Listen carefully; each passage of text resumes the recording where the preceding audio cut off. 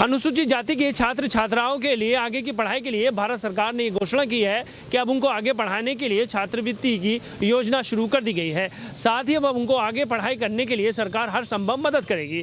मुरादाबाद पहुंची उत्तर प्रदेश सरकार में शिक्षा मंत्री गुलाबो देवी ने पत्रकारों से बात करते हुए कहा है कि हमारा प्रयास ये है कि हर संभव अनुसूचित जाति के छात्र छात्राओं को आगे बढ़ाने के लिए काम किया जाए, जिसको लेकर अब उनके आगे की पढ़ाई के लिए सरकार छात्रवृत्ति देने का काम करेगी।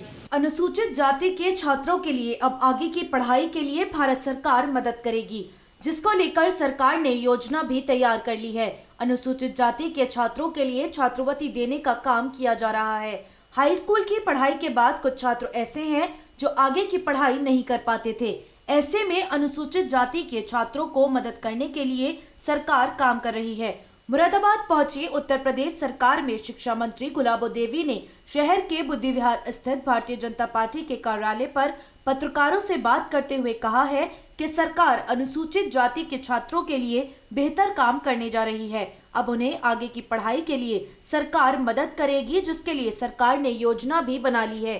पत्रकारों से बात करते हुए उन्होंने कहा कि देखा गया था कि अनुसूचित जाति के छात्र हाई स्कूल की पढ़ाई के बाद आगे की पढ़ाई नहीं कर पाते थे। अब ऐसे में सरकार उन्हें आगे की पढ़ाई के लिए मदद करने जा रही है। केंद्रीय मंत्रिमंडल अगले 5 वर्ष की योजनाओं को लेकर चल रही है, जिसमें अनुसूचित जाति के बच्चों के लिए जो हाई स्कूल पास करने के बाद अपनी पढ़ाई को बंद कर देते हैं, कुछ कारण उनके आगे आर्थिक रूप से तंगी के ऐसे आते हैं जिनकी वजह से उनकी पढ़ाई नहीं हो पाती। जब उनकी पढ़ाई नहीं हो पाती तो शिक्षा का स्तर बढ़ने का प्रश्न ही नहीं उठता।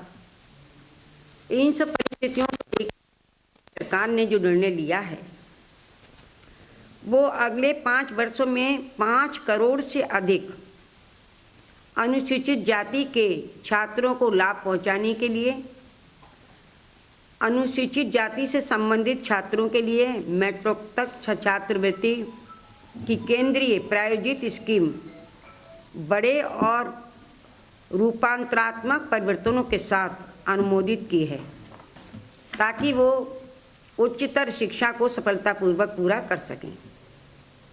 मंत्रिमंडल ने 59,048 करोड़ रुपए के कुल निवेश को अनुमोदन प्रदान किया है, जिसमें से केंद्र सरकार 35 करोड़ 534 मतलब 7% खुद में खर्च करेगी और जो अन्य बचता है 40 वो राज्य सरकारें खर्च करेंगी।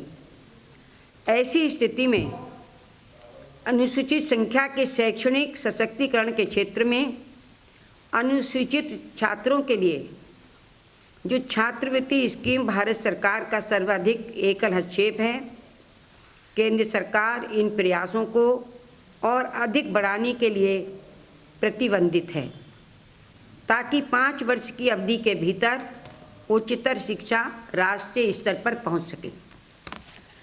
मंत्रिमंडल ने इस स्कीम के उपयुक्त कार्यान्वयन पर अधिक जोर दिया है, ताकि समय पर भुगतान किया जा सके। व्यापक जवाबदेही, निरंतर निगरानी और पारदर्शिता सुनिश्चित की जा सके। जिस समय ये छात्रवृत्ति भेजी जाएगी उस समय सरकार पूरा ध्यान रखेगी कि बच्चों के पास पहुंचने में किसी प्रकार की कोई गड़बड़ी छात्रवृत्ति में ना हो। ये जवाबदेही सरकार की होगी, ये वो सुनिश्चित करेगी कि टाइम से बच्चों के लिए छात्रवृत्ति पहुंचे।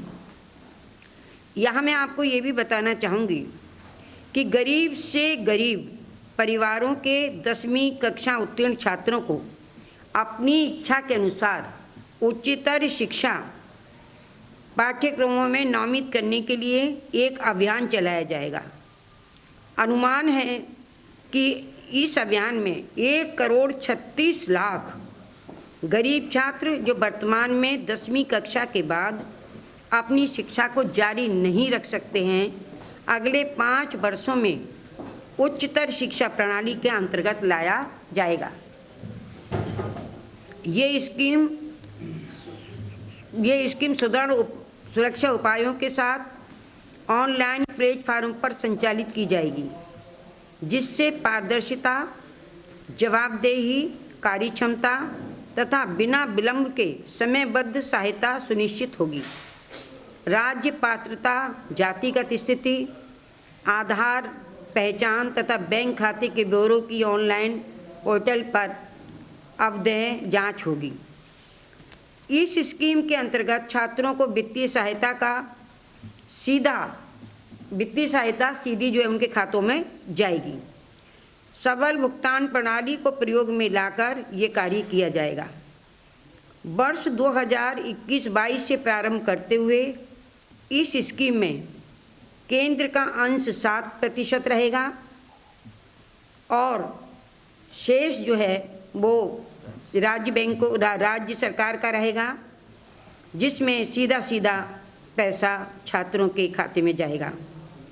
निगरानी तंत्र को और मजबूत किया जाएगा और सोशल ऑडिट तीसरे पक्ष द्वारा वार्षिक मूल्यांकन कराकर और प्रत्येक संस्थान की अर्धवार्षिक स्वतः लेखा परीक्षित रिपोर्टों के माध्यम से किया जाएगा।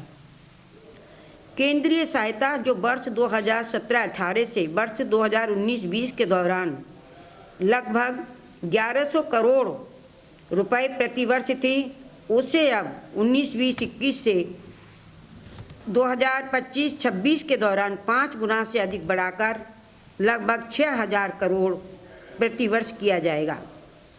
ये सब कार्य केंद्र सरकार इसलिए कर रही है जिससे हमारी शिक्षा का राष्ट्रीय स्तर ऊंचा उठ सके, क्योंकि विगत में जितनी भी सरकारें रहीं, किसी ने भी अनुसूचित जाति के बच्चों को ऊंचा उठाने के लिए, उनकी शिक्षा के लिए, आगे बढ़ाने के लिए प्रयास नहीं किया।